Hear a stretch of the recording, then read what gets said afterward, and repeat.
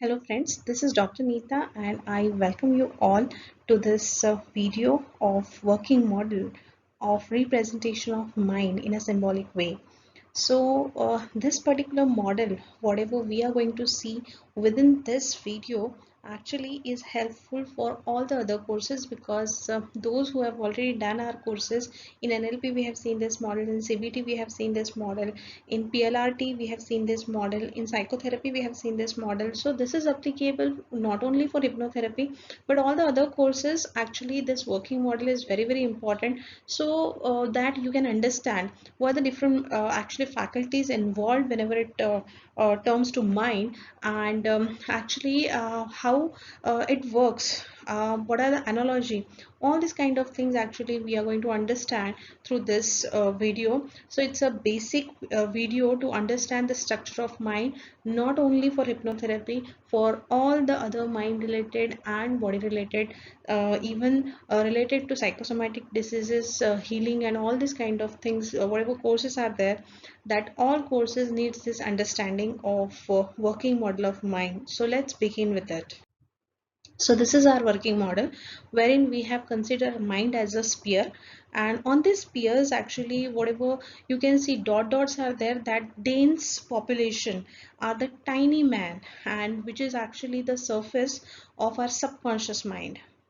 Now there is one helicopter going on from this pier, and there are some crew on this helicopter. So our helicopter is our conscious attention. Actually whatever light beam is going on onto the particular surface of the subconscious at that particular moment of time, my consciousness is on that particular part of the area which is get focused with the illuminated light, which is called as my consciousness. And whatever faculties are there inside the helicopter crew, that is my conscious faculties. And whatever part which you can see without this population of tiny men, which is a dark part, and that part is unconscious mind. Means unconscious mind, subconscious mind and conscious mind, these are all things actually we are going to see within this video. So let's see one by one all the concepts we have just introduced within this model, and then again we will come to this model, how it works actually. Now let's see one by one all the different faculties involved within our working model. So first is unconscious mind. Let us imagine a sphere. As shown in figure, the solid interior which represents the unconscious mind, that part of mind which is normally inaccessible.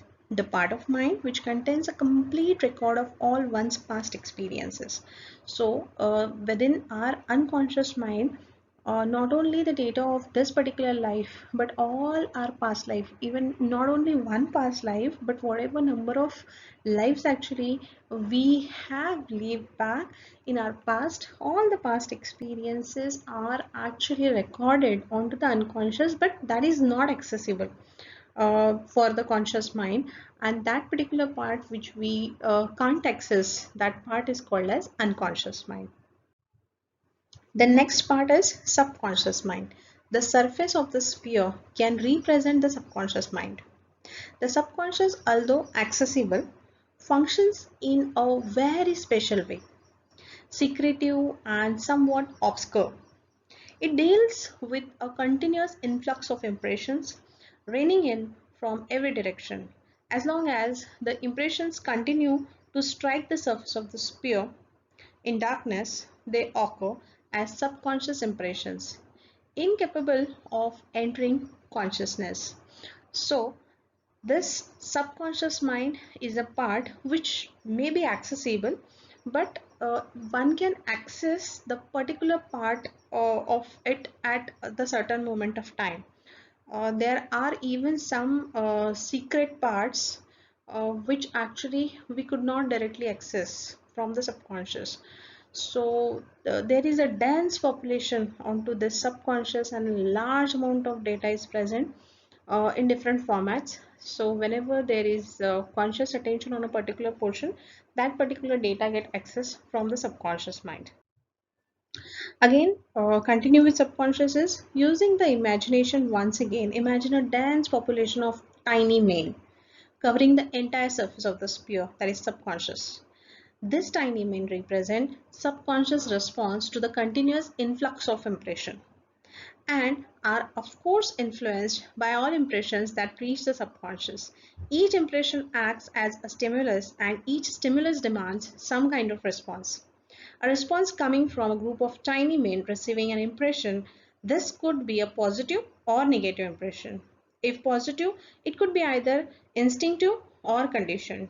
So again, whenever it comes to our working model about the subconscious mind, there are some impressions which may be positive, which may be negative, and as per the impressions are, we may get conditioned in that particular way. Means, for example, just talk about our belief system. Whatever beliefs we are having from our childhood, these tiny minds actually they don't have any reasoning capability. They don't think logically. So whatever you being a conscious mind, you order, that they will actually follow you as you say. So if you say I'm a shy person, they will say yes boss, you are a shy person. And actually whenever situations come, you will not actually shine and you will become shy, and the similar kind of whatever phenomena comes to in your life, you may actually face them in that particular way. So if you'll say I'm not good in maths, so even though you try hard, your subconscious tiny brain are trained for this particular belief that you are not good in maths. So even though you will try hard, you will always find it difficult because you have trained them that maths is difficult. So how actually you are training your subconscious, that is how it get conditioned. So this is very, very important, how you are training your subconscious. The ability to respond instinctively is inherent in human from before birth, whereas conditioned responses are the outcome of training or learning over the period from birth onward. The tiny men are most obedient, but they lack such faculties as initiative, reason, etc. They are only able to respond as they have always responded to stimuli. In fact, it could be said that they represent that motivating force known as habit, and that's how actually all our habits form, because how we are training our subconscious based on that only. That tiny main is getting training, as the tiny main just respond to you and they actually take everything literally as it is. And the most important facts about subconscious mind is, first is subconscious mind is blind. So every time whatever you think, whether it is past or future, it thinks that it is the present, and that's how all the kind of emotions that subconscious create within you.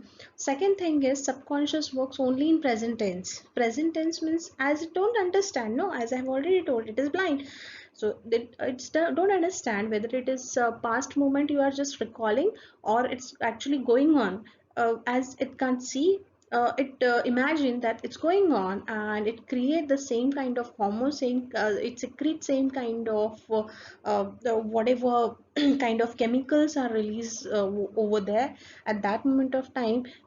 So same kind of chemicals you will actually experience within your body. It may be extreme fear, it may be extreme kind of emotion, whatever you might have experienced in your past and you are remembering it. So your subconscious will think it's going on, and that's how those chemicals will get secreted within your body and it will harm your whole body. Third thing is it don't understand not, it only understand actually the dictionary of the mind is in the format of picture. not in the format of words. Means whenever you say apple, you can able to see the picture of apple, red apple you can see. You don't actually see the words apple. So as the dictionary is in the format of pictures, you can't actually it can't understand not, because not is not the picture, not is the word, and it don't understand word, it understand either action, picture. You actually visualize first whatever things you imagine, or whatever things you would like to go for. Actually it imagine the picture. Many times it may happen that something you are just finding out, you are searching out for, it may happen that it's just lying behind in front of you, but still you can't see that. Why it has happened? Because whatever mental picture your mind has created, it has not matched with that particular picture, and that's why actually things in front of you can't see. So that is how subconscious actually don't understand not. So whenever you say anything with not, not will get actually just removed, and that action he actually concentrate on. And that's why many of the time you may find that you are instructing to kids, oh don't do that, don't do that, and they keep on doing the same thing, because they are focusing on the action and not on the words that is not. So these are all kind of things you need to understand about subconscious, which is very very important. Moving ahead with consciousness and the conscious mind. So if we use the imagination at again, and imagine a helicopter of convenient size in flight around the sphere at a distance from the sphere's surface, that is subconscious, and also imagine a searchlight fixed to the underside of the helicopter, its beam of light scanning the activities of the tiny man, and then we shall have a fair representation of consciousness. As for the conscious mind, of which consciousness is a part, that can be best represented by the helicopter, its equipment, and the crew member. So what is this conscious mind and consciousness? So here in our working model, we have represented it with the helicopter. Helicopter is having its team also of crew, one or two people, members are there within that helicopter. And this helicopter is moving around that sphere. The whole sphere we have actually seen within the figure, and on that whole sphere there is the dense population of this tiny main, which is the surface occupied by your subconscious mind. And at a particular moment of time, whenever this helicopter is moving, actually this helicopter is also illuminating some area on this subconscious, and wherever actually that beam of light is getting sprayed, that particular part of your subconscious is called as consciousness or conscious mind. So at that particular moment of time, that portion of subconscious are attentive, means you are focusing on or you are concentrating on. So that's how actually consciousness or conscious mind is represented within this model. Now we'll see helicopter analogy. Here in our working model, what is helicopter, what is the search beam light, everything we will see one by one. So helicopter. Several crew members occupy the helicopter. The pilot represents the will, whereas other crew members represent various faculties of the conscious mind, such as reason, logic, and decision. So what we are considering here is there is helicopter, and pilot of the helicopter is all my willpower, all my wishes, what I want to do now. Whatever things we are doing on willpower, actually our helicopter pilot is managing that. Other than that, there are few members on that crew which is actually helping us to take decision, just like we are doing a logical reasoning, we are doing some kind of problem solving, we are doing some comparison, all those kind of thing whatever generally conscious mind does when taking any kind of decision or problem solving. So all these members are the members on the helicopter crew. Now next is searchlight beam. The beam of light from the searchlight represent conscious attention. The beam of light can be moved by the helicopter crew to illuminate any part of the surface of the sphere within its focus. That is to say, where the beam falls. So up that particular moment of time where my beam searchlight is, that is what is my consciousness is. My conscious attention is on that part of the subconscious mind.